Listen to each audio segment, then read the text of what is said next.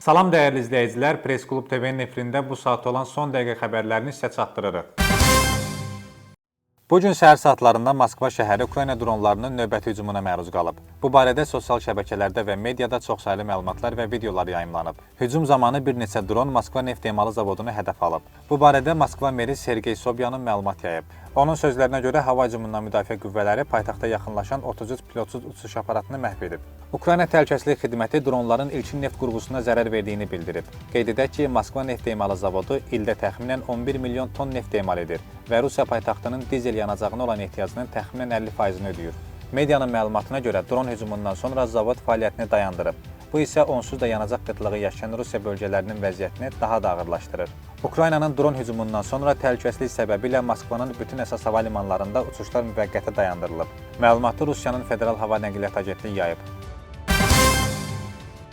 Amerika Birləşmiş Ştatları ilə İran arasında əldə olunan İslamabad anlaşması rəsmi olaraq qüvvəyə minib. Saziş ABŞ prezidenti Donald Trump və İran prezidenti Məsud Pezeşkiyan tərəfindən elektron formada imzalanıb. Ağ Ev Trumpın G7 liderlər zirvəsi çərçivəsində Fransada sənədi imzaladığı görüntülərini yayımlayıb. İran Xarici İşlər Nazirliyi isə hər iki tərəfin imzasından sonra sənədin hüquqi qüvvə qazandığını açıqlayıb. Fransanın Evian şəhərində keçirilən Böyük Yeddilik ölkələrinin samitində Ukraynaya güclü dəstək və Rusiyaya qarşı sanksiyaların genişləndirilməsini nəzərdə tutan mühüm bəyanat qəbul edilib.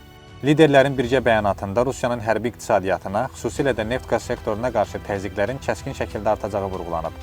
Bəyanatın Ukrayna ilə bağlı hissəsində döyüş meydanındakı dinamikanın dəyişdiyi və Qərbin Kiyevə hərbi yardımları sürətləndirəcəyi ifadə olunub. Bunlar sizə çatdıracağımız sonuncu xəbərlər idi. Buraxılışımız sona yetdi.